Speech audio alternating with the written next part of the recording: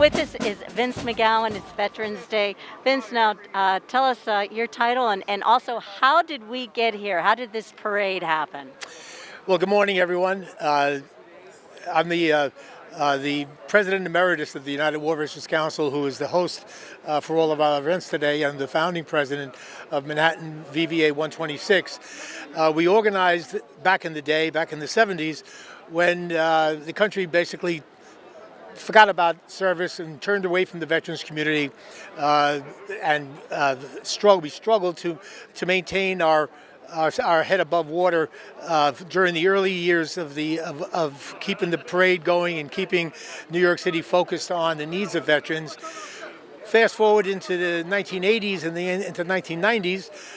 For those on here old enough to remember what the days of New York City were like then, the veterans community was needed very importantly to give cohesiveness to the idea of appreciating service.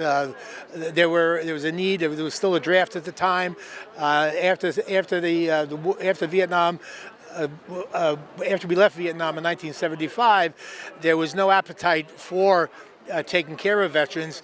So the veterans community stepped up to fill in the gap where the government had left us in a hole, so to speak. We weren't getting the benefits as they had been dished out in World War II and in Korea.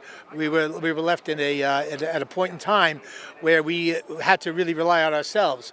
The United War Veterans Council had been around since the War of 1812. We founded, Harvey Begg and Bernie Ray and myself found the charter, dusted it off, reincorporated it, started fundraising in order to bring the needed resources into the veterans community.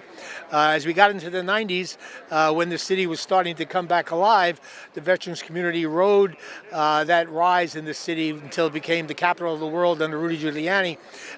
And we found our footing again, and the veterans community heard the clear call for coming together.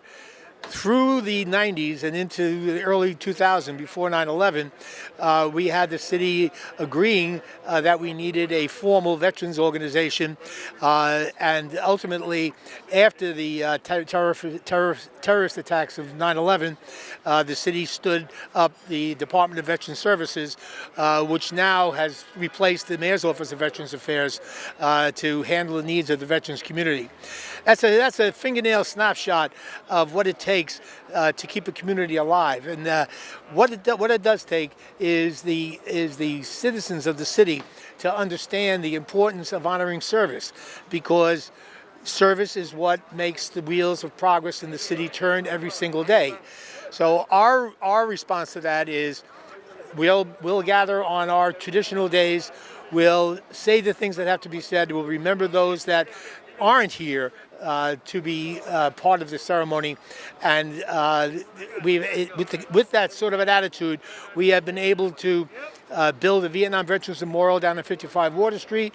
We've been able to refurbish. If you look up here, the Eternal Light, this entire edifice has been rebuilt at a huge cost that the veterans community bears, and we will continue to raise the funds and to keep the public awareness on the idea that service must be recognized, it must be honored, and it must be supported.